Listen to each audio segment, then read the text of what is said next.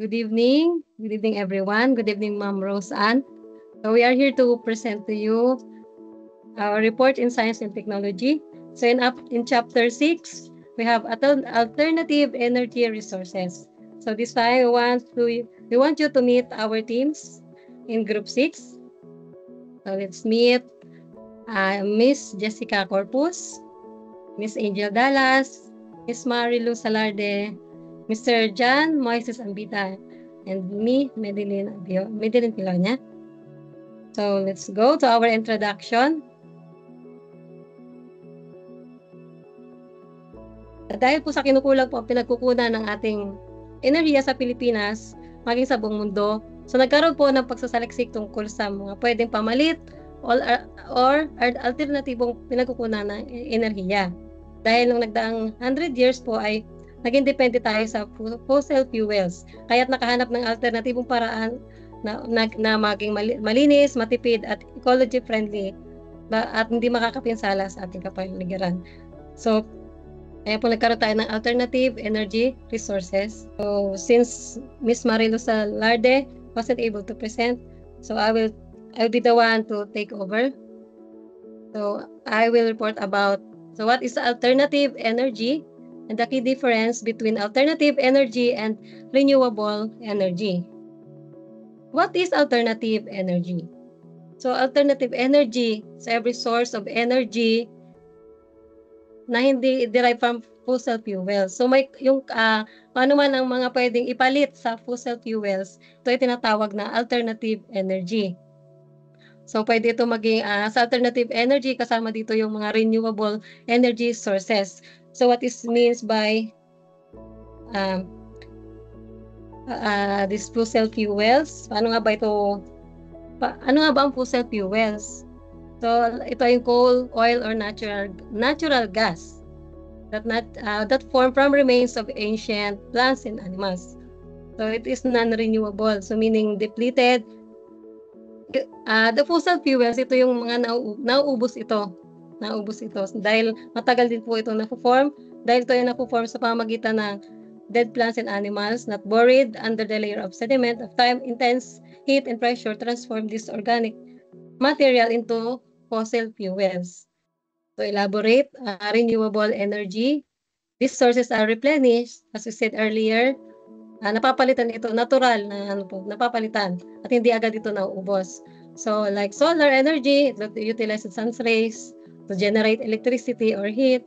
So when wind energy, harness the power of wind to turn turbines and generate electricity.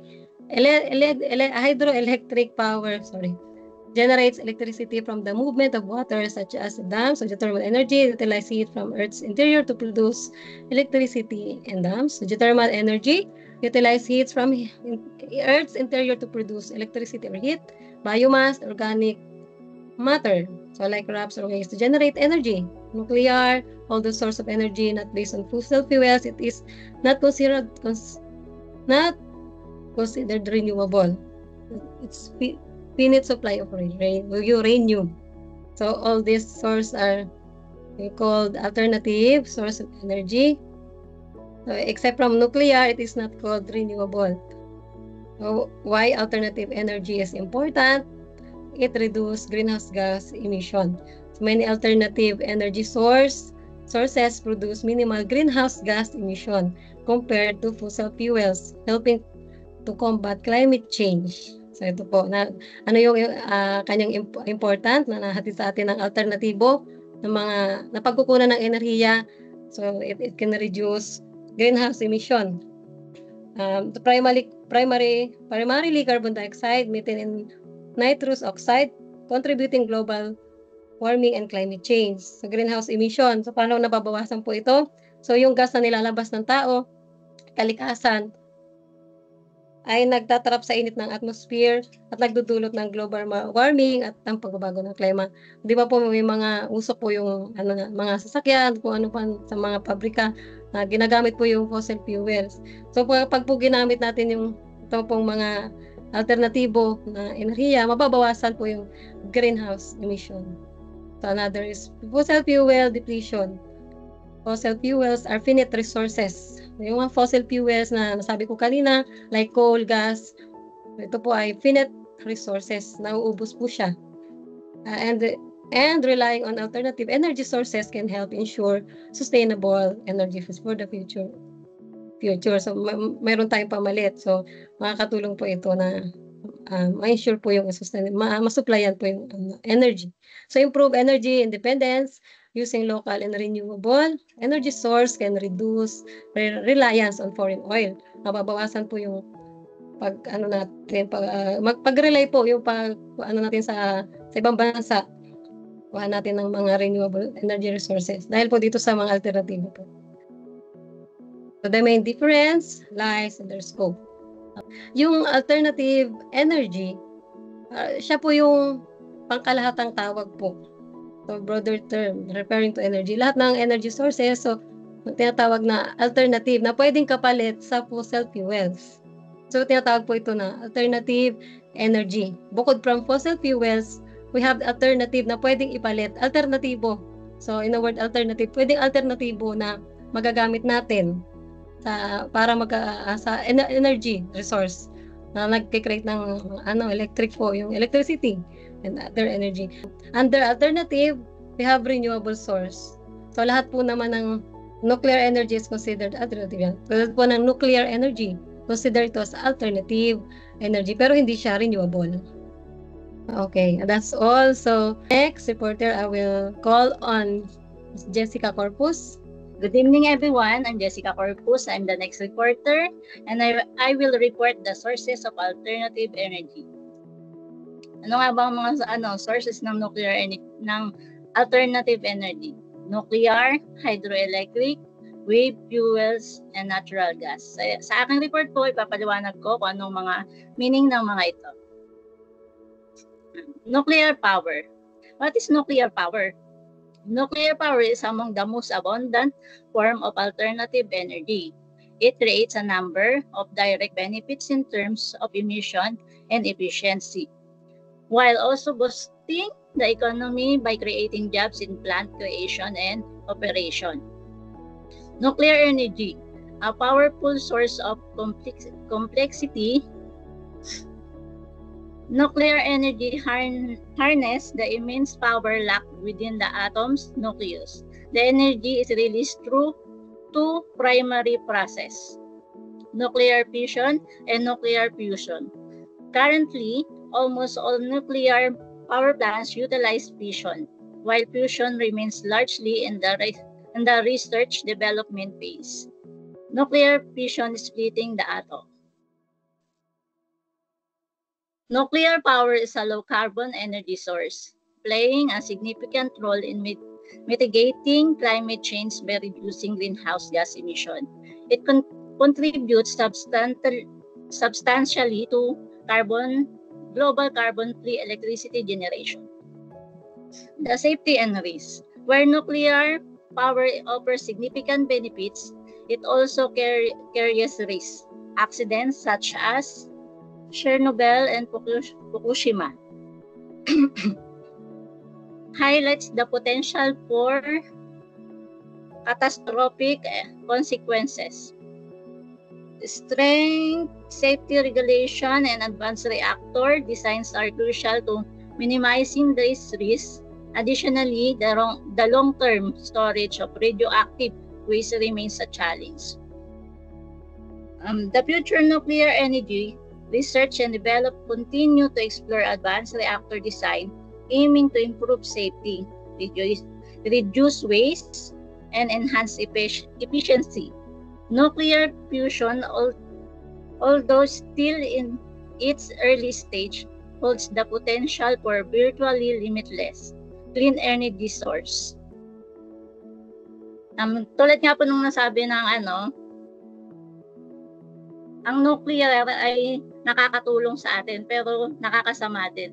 Lalo na yung nangyari sa Fukushima na sumabog yung nuclear doon na napakatagal naglaho yung kanyang chemical na maraming taong naapektuhan. Na sobrang daming taong naapektuhan nito na halos wala na pong natirang mga tao na matino na apektuhan pati ang kanilang utak. Kaya ang nuclear po ay delikado din sa ating pangkabuhayan. Pasok na po tayo sa hydroelectric energy. Hydroelectric methods actually are some of the earliest means of creating energy. Though their use begin to decline with the use of fossil fuels. Despite this, they still account the approximately 7% of the energy produced in the United States. Hydroelectric energy carries with it is a number of benefits. Not only is it clean source of energy, which means it does not create pollution, but it is also a renewable source of energy. It also offers a number of secondary benefits that are not immediate apparent. The dam used in the generating hydroelectric power also contributes to flood control and irrigation techniques. Hydroelectric energy harness the kinetic energy of flowing water to generate electricity, making it one of the oldest, most widely used renewable energy sources. So how it works? Water is stored in reservoir or diverted through a system. Gravity causes it to flow downwards, spinning turbine blades connected to generators. This converts kinetic energy into electricity. K factor includes the water flow rates and head elevation difference, which determine the energy output. Types of hydroelectric plants. Impounded facilities use dams to control water release from reservoir. Diversion facilities channel river water through canals without dams. Pump storage store excess energy by pumping water uphill to reservoir, releasing it during peak demands. Global usage of key examples. Hydropower generates 71% of global renewable electricity, with China, the US, Brazil, Canada, and Russia as top producer. In the US, it accounts for 6.2% of total electricity and 28.7% of renewable generation. With major facilities like Grand Pauli Dam, 6,765 WM capacity. The benefits: cost-effective, lower operational costs compared to fossil fuels. Grid flexibility provides backup power and balance intermittent sources like solar, wind. Additional uses: flood control, irrigation, and water supply. Environmental consideration, where renewable dams can disrupt ecosystem, block fish immigration, and release methane from submerged vegetation. Drought also threaten output, as seen in California 2021. Horrible dam shutdown, electricity energy remains vital to the renewable energy mix, offering reliability and scalability despite site-specific challenge. So, ang hydroelectric energy po ay nagmumula sa tubig. Natutulungan po ng malakas na current ng tubig yung pag-produce ng generator na nanggagaling sa water electricity. Ayun po. Pasok na po tayo sa wave energy. Water proves to be valuable contributor to alternative energy fuel source with wave energy converters. This holds an advantage over tidal energy source because they can be placed in the ocean in various situations and locations. One of its benefits come in the lack of waste producing this kind of energy. It is also more reliable than many other forms of alternative energy and has enormous potential when used properly. So how it works? Wave energy converters, or we captured the potential energy from wave motions. Common technologies include oscillating water columns, use air pressure from rising, falling waves to drive turbines. Point absorbers, floating device that moves with waves to power generator. Attenuators, long hang structure that flex with waves produce energy. Benefits. Renewable and abundant. Waves are inexhaustible and predictable. Low carbon, minimal greenhouse gas emission. High energy density. Waves pack more energy than wind and solar per unit area. Challenges. High cost. Installation and maintenance in harsh marine environments are expensive. Environmental impacts, potential disruption in marine ecosystem, and coastal erosion. Intermittency. Energy outputs barriers with wave strength and weather potential in the Philippines. The Philippines' long coastline, Calabarzon include, and strong wave activities make it suitable for wave energy. While large-scale projects are limited, studies high potential in areas like Pacific Coast and South China Sea. Recent advancement 2025 improves durability of wake using corrosion-resistant materials. Hybrid system combining wave, wind, and solar energy for grid stability. Wave energy could contribute to the Philippines' renewable energy goals but requires investment and environmental assessment. Nakakatulong po ang lakas ng dagat sa ating paggawa rin ng alternative energy. Sa lakas ng kanyang mga waves, natutulungan niya ang mga generator gumawa ng electricity na nanggagaling sa kanyang lakas. Yan lang po. Pasok na po tayo sa biofuels. In contrast to biomass energy source, biofuels make use of animals and plants' life create energy. In essence, they are fuels that can be obtained from some form of organic matters. They are renewable in cases where plants are used, as they can be regrown.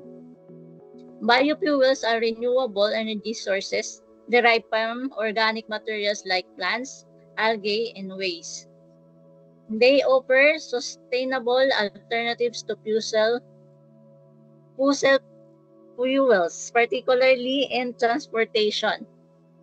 Types of biofuels. Ethanol, made from cornstarch and sugarcane fermentation, commonly blended with gasoline to reduce emission. Account for 82% of U.S. biofuel productions.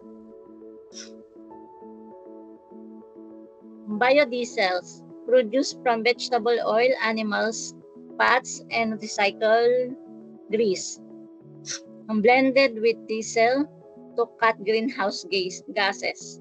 Renewable diesel, chemical identical to petroleum diesel but made from biomass. U.S. production reached 1.5 billion gallons in 2022. Advanced biofuels, derived from non-food sources like agriculture, residues, algae, and municipal waste. Critical for decarbonizing aviation and shipping. With biotech kerosene demands needing to grow tenfold by 2030. Production process. Deconstruction breaks down biomass into sugar or oils via high temperature.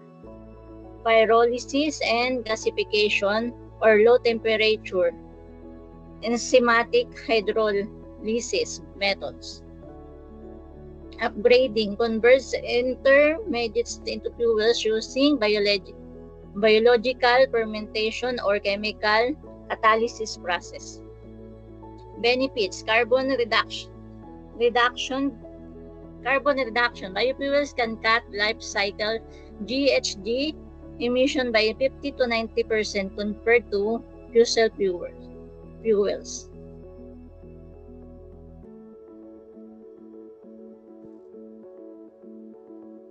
Energy security. Reduce reliance on oil imports. The U.S. exported 1.0 billion gallons of biofuels in 2022. Waste utilization. Advanced fuels, repurpose agricultural residues and use cooking oil, minimizing landfill waste. Challenges. Land use, conventional feedstock like corn and soy compete with food scraps, rising concern about deforestation and food prices. Cost. Advanced biofuels are 2 to 3 times more expensive than fossil fuels. Total costs could fall 27% by 2030 with scaling. Technical hurdles. Scaling woody biomass conversion, like forestry waste, requires breakthrough in thermochemical process. Global trends. Policy drivers. The U.S. Inflation Reduction Act allocates $9.4 billion by biofuels incentives, while the EU aims to double renewables and transport fuels. Emerging markets. India achieved 10% ethanol blending in 2022, and Brazil plans to increase biodiesel blending to 15% by 2026. Carbon captures. Capturing CO2 from ethanol plants, like U.S. Midwest projects, could store 130 million tons by 2030. Biofuels are pivotal for low-carbon future, but require innovation in feedstock, policy support, and cost reduction to meet global climate goals. So, pasok na po tayo sa natural gas.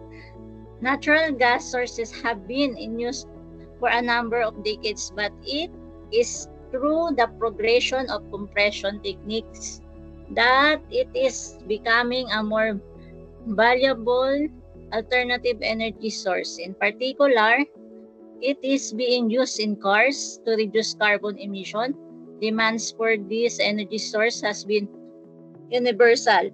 However, the potential for contamination is larger than other alternative fuel sources, and natural gas still emits in greenhouse gases even if the amount is lower than that of fossil fuel.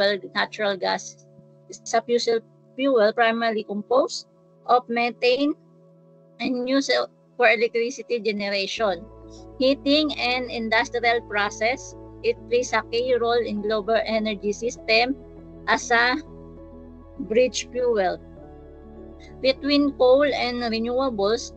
The key components: methane 70 to 90%, primary hydrocarbon; ethane, propane, and butane proceed into a liquefied petroleum gas or LPG. Non-hydrocarbons or nitrogen, hydrogen sulfide removed during refining. Extraction and production. Conventional drilling extracted from porous rocks reservoir. Unconventional methods: hydraulic fracturing or fracking, shale gas extraction via high pressure fluid injection, liquefied natural gas cooled to 162 degrees Celsius for transport via tanker. Associated gas captured during oil drilling, previously flared benefits. Lower emissions: produce 50% less CO2 than coal when burning for power. Energy security: abundant reserves in the US, 40% of global production, Russia and Iran. Versatility, power grids, heats homes and serves as a feedstock for fertilizer, plastics, and hydrogen. Grid stability, complements renewables by providing reliable baseload power. The challenges, methane leaks. Unburned methane has 84 times the warming power of CO2 over 20 years. Fracking controversy, risks of groundwater contamination and seismic activity. Price volatility, geopolitical tension like Russia and Ukraine war. Disrupt supply chains. Infrastructure costs. LNG terminals and pipelines requires massive upfront investment.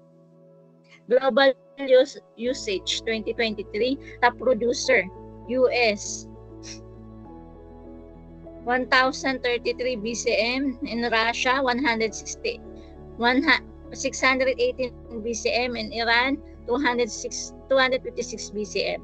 The top consumers, US 881 BCM, China 378 BCM, EU 412 BCM. Philippines relies on the Malaypaya gas field for 20% of Luzon's power, exploring LNG imports to offset declining reserves.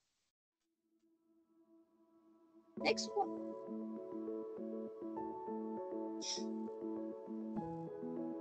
Recent trends. EU energy shift. LNG imports surged 60% in 2023 after Russia cut pipeline supply. Carbon captured. Projects like Norway's Northern Light aims to store CO2 from gas processing. Blue hydrogen, natural gas plus focus produce low carbon hydrogen for industries. Methane pledge, over 150 countries signed the global methane pledge to cut emission 30% by 2030. Role in energy transition. While cleaner than coal, natural gas faces criticism by delaying renewable adoption. EIA projects demand to peak by 2030 as solar and wind domination to align with net zero goals.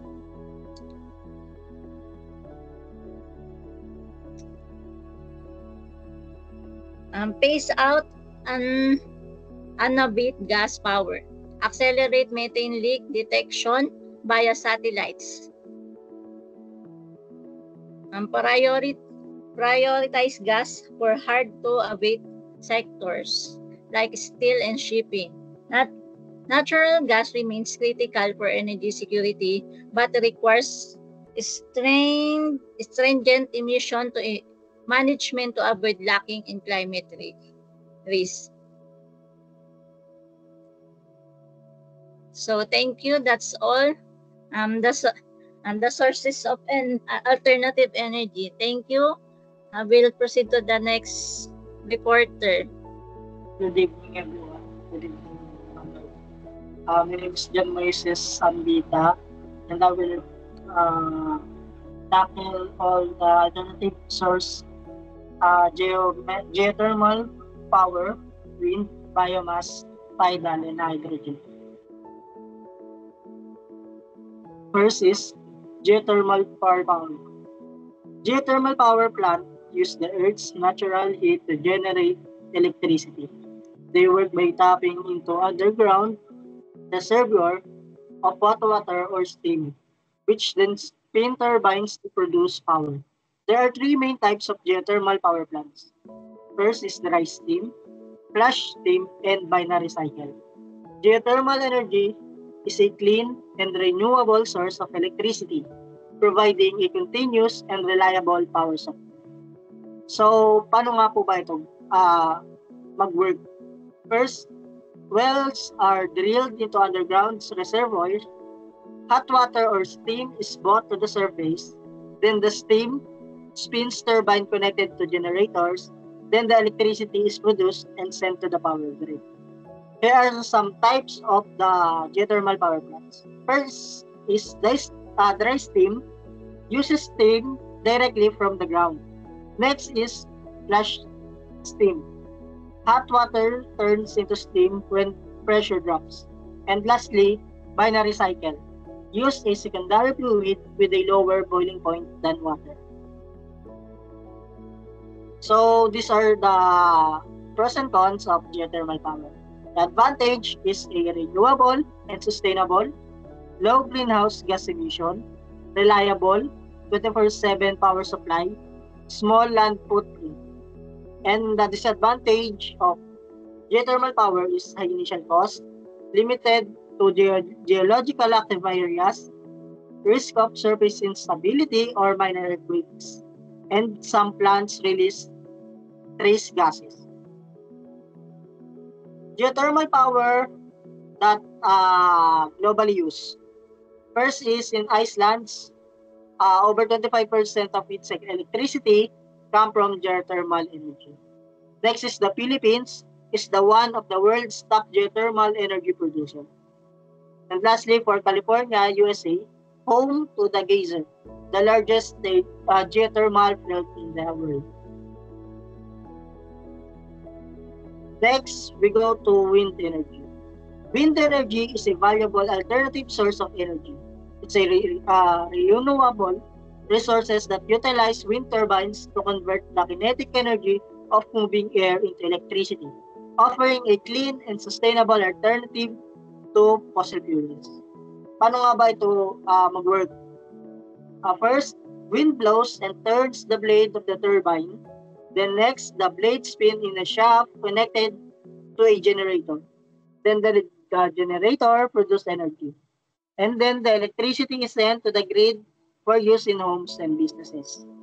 Here are the types of wind turbines. First is the horizontal axis turbines, or the most common, like a giant fan. Then the vertical axis turbines, blades rotate around a vertical shaft. Now this is the pros and cons of using wind energy. First, in the advantage is a clean and renewable. No greenhouse gas emission during operation, low operational cost, and can be built on land or offshore.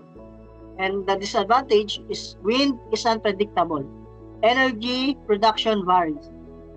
Noise and visual impacts can be affect bird and bat population and requires a large open space or coastal area. And here is the wind energy global usage. First is in Denmark, that gets around 50% of electricity from wind. Next is Texas, USA, one of the largest producer of wind energy globally. And lastly, for China, is the world leaders in wind turbine installation. Next, we go in biomass energy. Biomass energy is produced by burning and converting organic materials, plants, and animal matters to generate heat and or electricity. Here are some common biomass sources: wood and wood waste, agricultural residues or cornstarch or rice husk, animal manure, food and yard waste, algae, organic municipal waste. Paano nga po ba ito mag-work? First is biomass is burned directly or converted into biofuels like ethanol and biodiesel. Then the heat produced is used to boil water. Then steam spins a turbine connected to a generator. Then electricity is generated and distributed. Here are some types of biomass energy. First is direct combustion or burning biomass, gasification or converting to gas, anaerobic digestion or producing biogas from waste, or biofuels like ethanol for cars. Here are some advantages and disadvantages in biomass energy. Advantages: renewable if sourced sustainably, help reduce waste, can be stored and used on demand, support agricultural and rural economies. And the disadvantage: can cause air pollution if not properly controlled, requires large amount of land and water, may compete with food production, not always carbon neutral, depends on how it's produced. And there are some global usage of biomass energy. First is in Brazil, major producer of ethanol from sugarcane. Then Sweden uses biomass for district heating and electricity. And in USA, biomass supplies about 5% of total energy uses.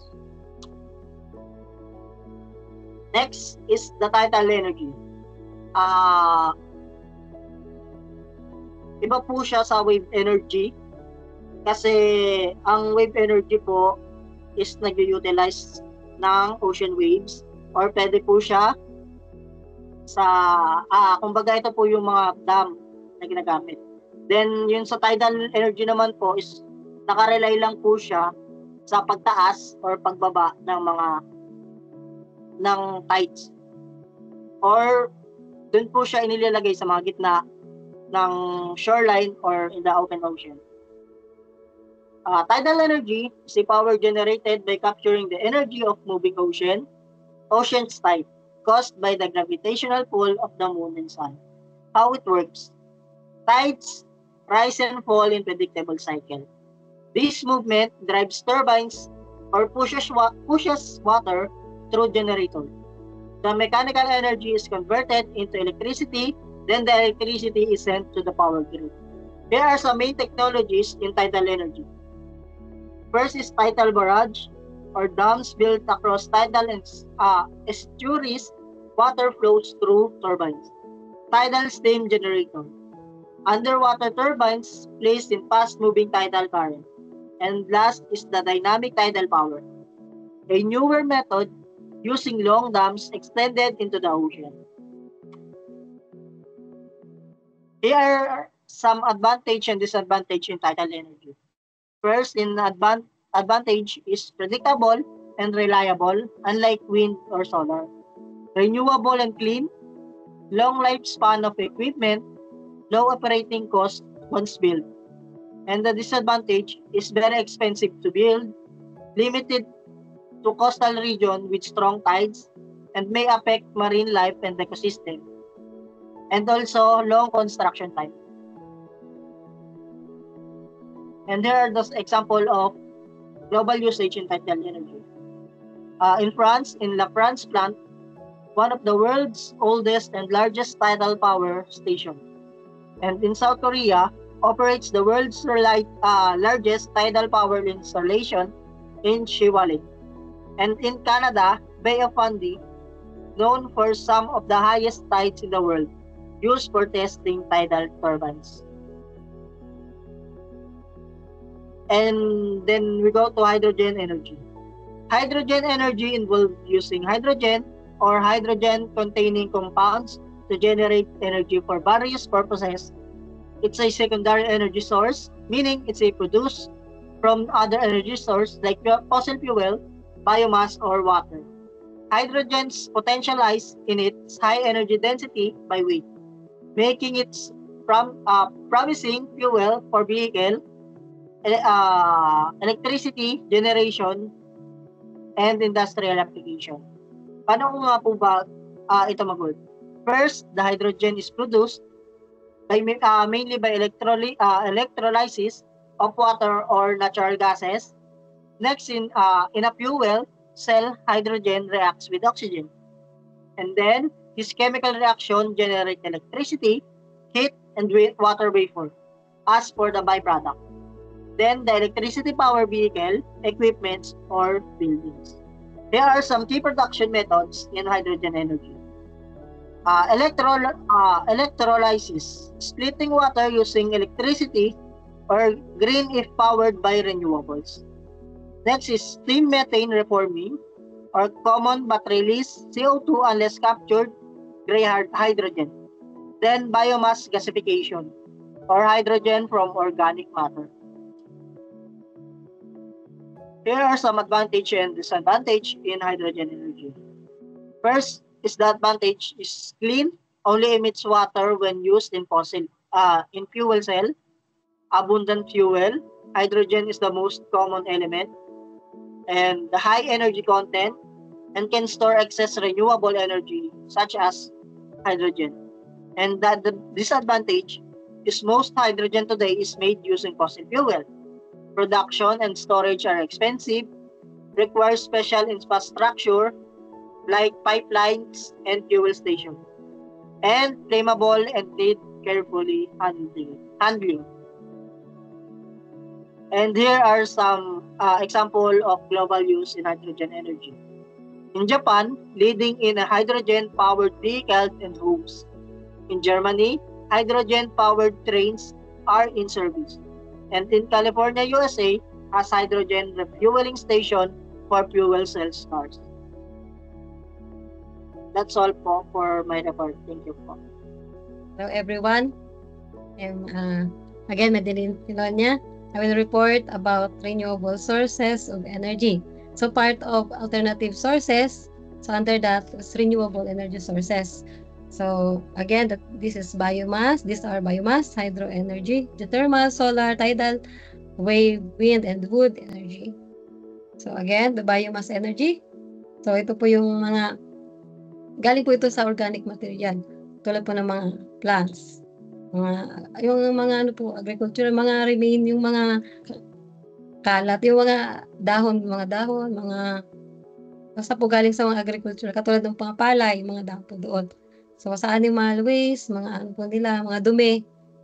Kaya marami po mga trash, mga kalat po, marami, yung mga basura galing sa mga tao po na tinatampak po nila. So mga vegetable oil, animals trash, animal manure, wood. Sa wood din, sama din po doon. So dumadaan po siya sa technologies. So para po ma-convert ito to electricity. So although biomass is a renewable energy, this should not be mistaken for a clean energy source. So although biomass is significantly cleaner than most fossil fuels such as coal and oil. Mas malinis po ito kaysa sa fossil fuel.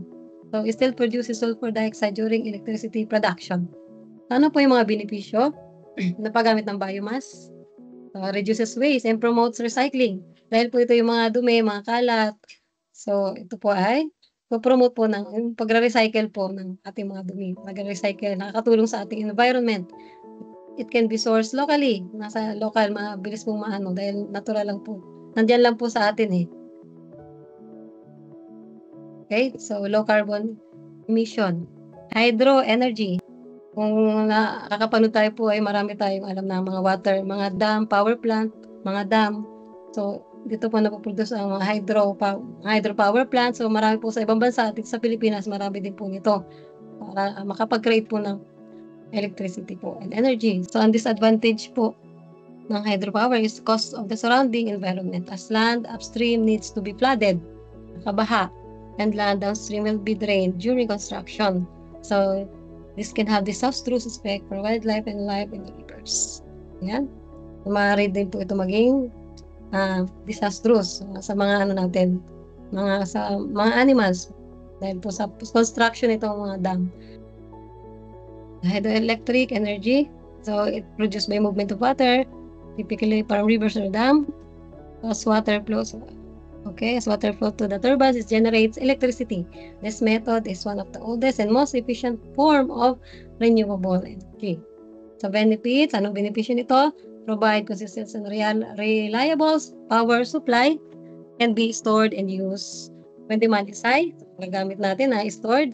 It helps in flood control and water supply management.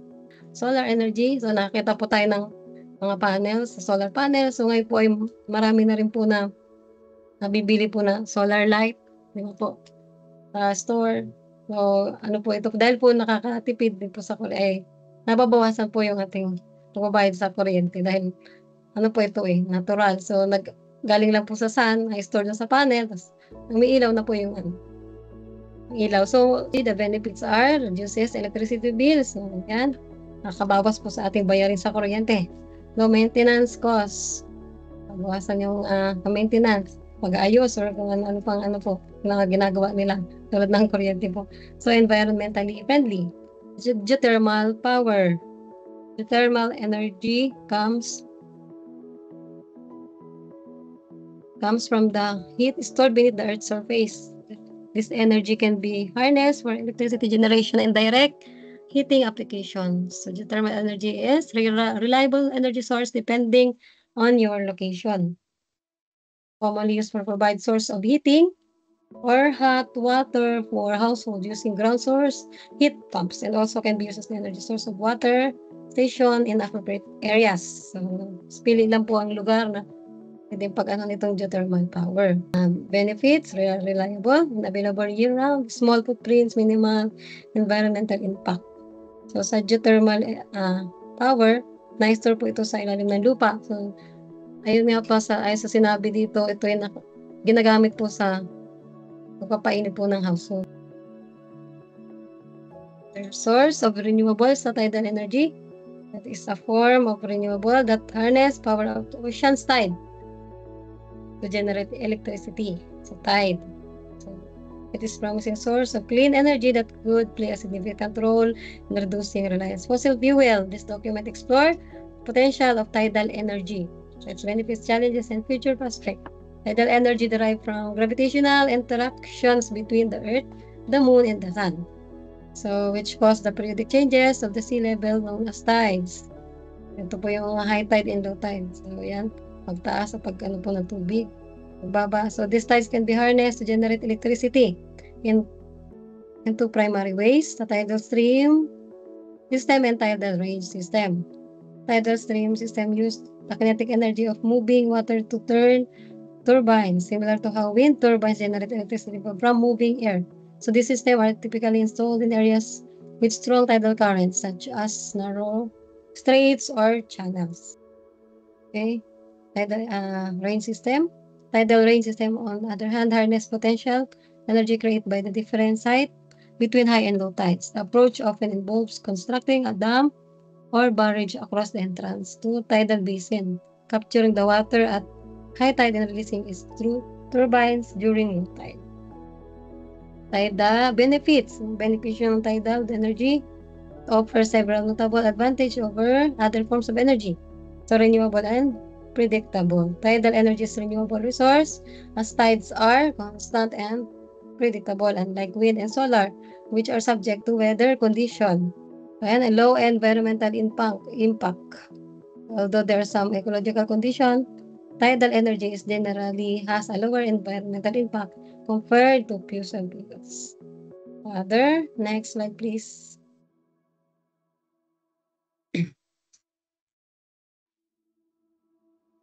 Okay. So, the long lifespan of infrastructure. Tidal energy infrastructure such as turbines, mas matagal. Matagal siya. Yung matagal yung lifespan niya, infrastructure, yung tidal, okay. The potential for high energy. So, coastal area with significant tidal range can produce substantial amount of energy, making tidal power plants high efficient as yung energy niya. So, challenge of tidal energy. So, despite its potential, it faces several challenges. So, high initial cost. Mataas ang cost niya, ang presyo ng construction. So, limited suitable location, limitado po siyang kasi hindi naman lahat ng area pwede sa tidal energy generation. So, yan, pinipili po. So, environmental concerns, for generally low impact, tidal energy system can affect local ecosystem, marine life. So, yan, naapektuhan din po naman ang natin, mga fishes. At iba pang life sa sea. Gawa nga nitong gawa po nitong mga tidal ginagawa nila. Pero technological development, so tidal energy technology is still evolving. Further research and development are needed to improve efficiency and reduce costs. So, in wave energy, innovative and promising form of renewable energy that harness power ocean waves to generate electricity. So, yung yung wave ng ocean, yung mga ginagamit sa wave energy and using technologies. Ayan. So, offers clean pa rin siya and reliable source of power that significantly contribute to global energy mix. So, how wave energy work? Paano ito gumagana? So, wave energy is generated by the movement of ocean's surface wave. Yung mga alon sa dagat. So, this energy can be converted into electrical energy. Yung paggalaw ng dagat, yung kinetic energy niya, nakakonvert sa electrical energy. Yan, using technologies. Okay? So, some common methods, oscillating water columns, so uses rise and fall of waves, so point absorbers, and attenuators, okay, overtopping device, benefits of wave, sustainability. As the long wind blows across the ocean, there will be a waves, making the wave energy virtually inexhaustible source, so low environmental impact, wave system produce no emission, and have no relatively ecological footprint compared to fossil fuel energy sources. So predictability, unlike wind, okay, intermittent pattern which are more predictable, providing their supply of power. So high energy density, waves contain high amount of energy relative to their size, making wave energy one of the most efficient form of renewable energy. Next slide, please. And other challenges and consideration of wave energy. So, technological development, environmental concern, infrastructure maintenance. Another one, source of renewable energy is the wind energy. So, wind energy is one of the most renewable energy source available today. It harnesses the power of wind to generate electricity. Also, it offering clean, sustainable, and exhaustible alternatives to fossil fuels. So, as concerned over climate change and environment, sustainability grow, wind energy is playing a crucial role in global shift towards cleaner energy solution. Wind energy is generated using wind turbines that capture kinetic energy from the wind and convert into electricity. Wind farms, often located in the fields offshore, collection of wind turbines working together to produce large amounts of energy. What's the benefits? Benefits of wind energy, sustainable and inexhaustible, generates electricity without emitting greenhouse gases. So can be used in combination with other energy sources. The advantage of wind energy, sustainability. Wind is an inexhaustible resource, making it a reliable source of energy for the future. Environmental benefits. Wind energy produce greenhouse gas emission or air pollutants, making it clean and alternative to fossil fuels. So economic growth. The wind energy sector creates jobs in manufacturing, installation, maintenance, and engineering. Energy dependence. By reducing reliance on imported fossil fuels, countries can achieve greater energy security. Ayan, scalability. Wind power can be generated on both large and small scale from vast wind farms to individual turbines for private use. Okay, the challenges. Wind energy, intermittency. No, wind is not constant. The variability can affect the energy. So, noise and aesthetics. Some people can find turbine noisy, maingay. Maingay daw itong turbines na to, yung mga wind turbines. So, wildlife impact can pose a threat to birds. Location. So, ideal sites for wind energy are sometimes remote or far from existing power infrastructure. So, another form is yung wood energy. So, ayun. Yung mga kahoy po natin na yan, di ba po, nagagamit po siya for cooking. Ayan, for heating and industrial. Nagagamit din po sa industrial processes. So, what makes wood renewable? Bakit nga ba renewable? So, wood is considered renewable resource because it is derived from trees. So, galing sa kahoy. Kaya ito ay renewable. So, mabilis ito mapalitan. Dahil ito ay replanted and regrown. So the cycle of growth, harvest, and replanting can be managed sustainability, ensuring a continuous supply of wood without depleting natural resource. Unlike fossil fuels, which takes a million years to form, trees can be grown and harvested within decades. So the benefits of wood as energy, so carbon neutrality. One of the key benefits using wood as a renewable source potential for carbon neutrality. Trees absorb carbon dioxide from the atmosphere during their growth. When wood is burned for energy, it releases the same amount of carbon dioxide back into the atmosphere, creating a balanced carbon cycle. So, however, this neutrality depends on sustainable forestry practice and rate of replanting. So, another one benefits energy independence. Wood can be help reduce the dependence on fuels and enhance energy security by utilizing local wood resource. Be subject to volatile price and supply disruption. So of economic opportunity. So nakaka-create ng mga job and stimulate economic growth. So challenges of wood energy. Challenges of wood as an energy source. So deforestation, pagkaubos din po ng mayroon lang pong challenges paggamit ng wood. Mayroon man tayong advantages ng energy dahil po marami pong supply, pero mayroon din po itong challenges dahil sa deforestation risk dahil nakakaubos din po ng mga puno. So air pollution. So while wood is considered carbon neutral, burning wood can release particulates and other pollutants in the air. Kaya nagkakaroon din ng air pollution due to burning of wood. So advances in technology such as improved stoves and boilers can help mitigate this emission. So dahil po na-improve ang technology, nakakapagsunog po ng mga wood. So karoon ng mga stoves and boilers. So ayan, competition for resources. Wood is only used for energy but also for construction. So alam naman natin na nagagamit ito hindi lang sa energy o kahoy, para sa construction, furniture, tayo ng bahay, iba't iba pa po. So, na-increase yung demand nito. Kaya po may competition po. Okay. That's all for my report for renewable energy resource. So, thank you. Okay, so let us continue our reporting in alternative and renewable energy. So, I am Angel Dallas, and I will be talking about the alternative and renewable sources in the Philippines. Okay, so alternative and renewable energy in the Philippines, a progress report.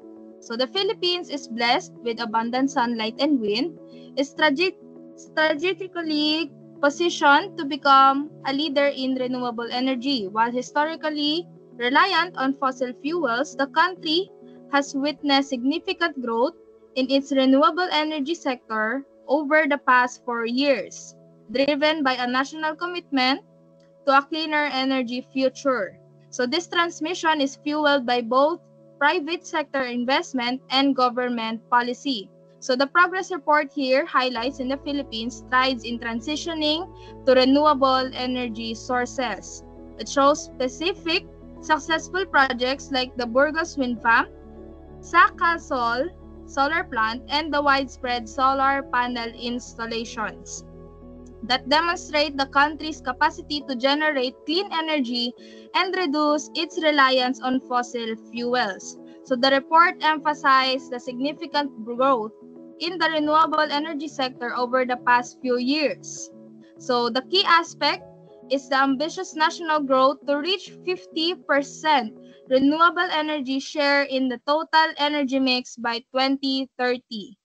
While the report acknowledged uncertainty about whether current projects will fully achieve this goal, it underscores the clear progress being made. Okay, so we'll talk about the current successes in detail. So the first we will talk about is the Burgos Wind Farm.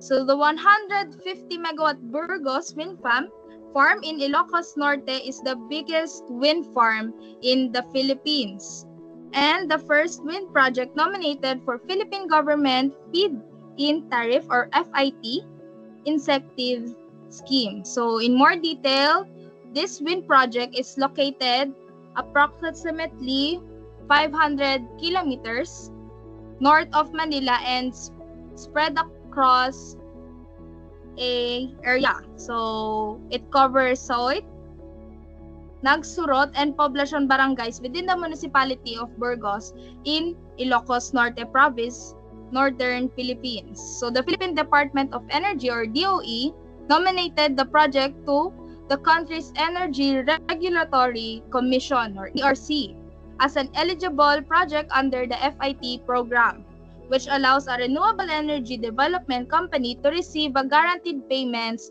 from the ERC on a fixed rate per kilowatt hour basis. So to sum up, this 150 megawatt wind farm is one of the largest in Southeast Asia, which also demonstrates the successful large-scale implementation of wind energy technology in the Philippines. Its annual electricity generation of 370 gigawatt hours powers approximately 2 million households, significantly reducing the country's reliance on fossil fuels and lowering carbon emissions by an estimated 200,000 tons annually. Next, we will talk about the San Carlos Energy Incorporated solar plant. So the Philippines' first utility-scale solar farm. So this solar plant is a greenfield located in San Carlos Ecozone in San Carlos City, Negros Occidental, generating renewable energy to supply daytime peak power to the Visayas grid. So it started its commercial operations in May 2014. Then the two phases, A and B, were commissioned on the same month, which was in May 15.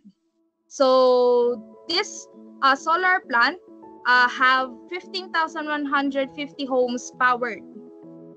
And this solar plant showcases the successful integration of solar power generation with 22 megawatt online and another 30 under construction. So this project is expected to provide a substantial amount of clean energy to the Visayas grid, directly addressing the region's energy challenges. This directly contributes to mitigating the effects of brownouts and low voltage problems.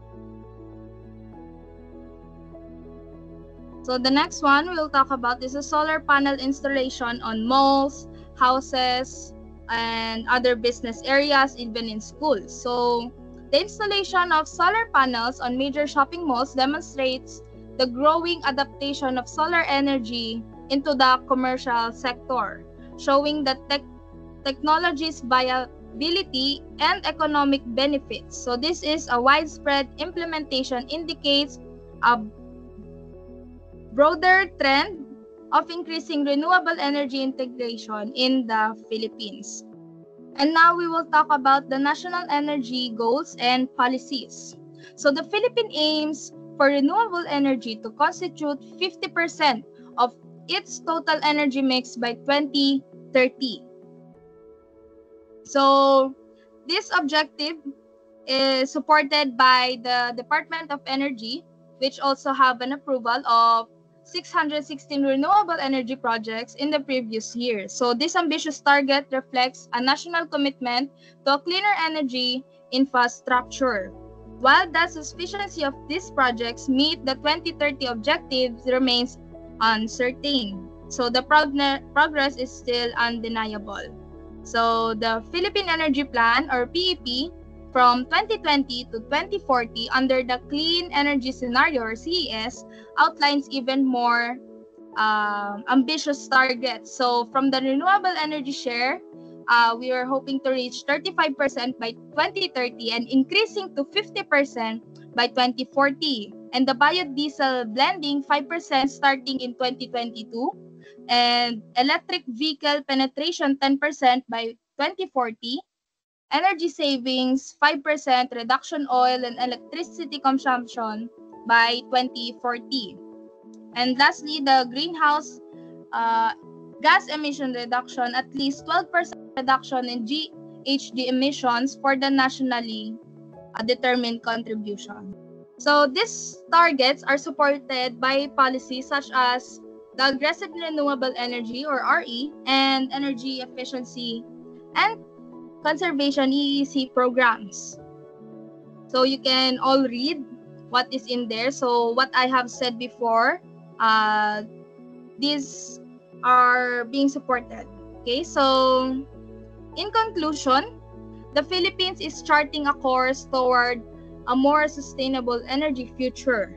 The significant progress we've seen, from the large-scale progress of the Burgos wind farm and the Sa Castle solar plant, to the widespread adaptation of solar panels into the commercial sector, demonstrates the country's capacity to generate clean energy and reduce its reliance on fossil fuels. So this progress is driven by a combination of the private sector investment and strong government policies, as evidenced by the ambitious target set in the Philippine Energy Plan from 2020 to 2040, while the 50% renewable energy target by 2030 presents a challenge.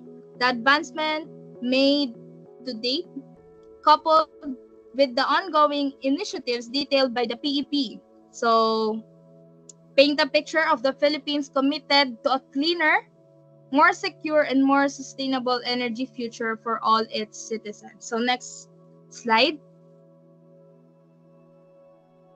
Okay, so to wrap up our discussion on alternative energy resources, so we learned that alternative energy sources are a broader category than renewable energy, encompassing any non-fuel energy, while renewable energy sources like solar, wind, and hydro replenish naturally. Alternative energy also includes options like nuclear power and natural gas, which are not infinitely renewable but offer lower emissions than traditional fossil fuels. So we have explored various alternative energy resources, including the nuclear, hydroelectric, wave, biofuels, natural gas, geothermal, wind, biomass, tidal, and hydrogen.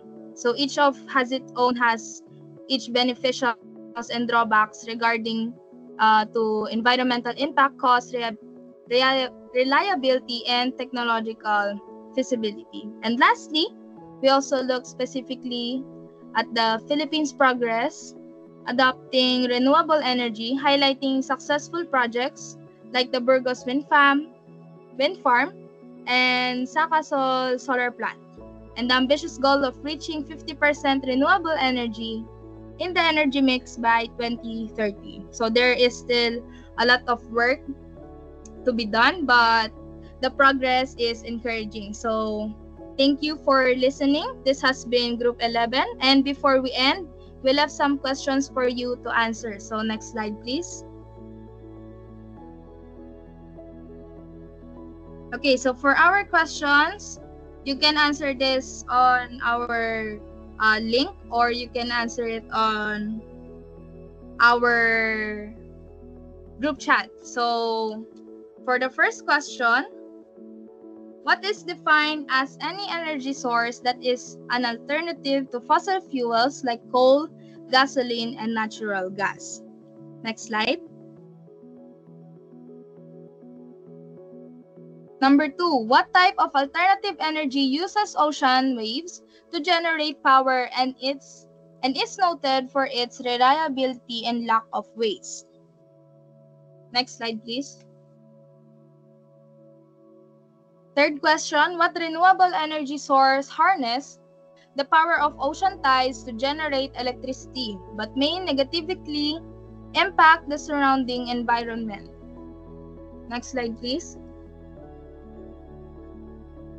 Fourth question, what is the name of the large wind farm in Southeast Asia mentioned, which is projected to significantly reduce carbon emissions? And lastly, number 5, what percentage target has the Philippines set for renewable energy in its total energy mix by year 2030? Okay, so thank you everyone for listening. I hope you understand alternative energies and its own components and the differences of it to renewable energy. So thank you everyone for listening, and thank you.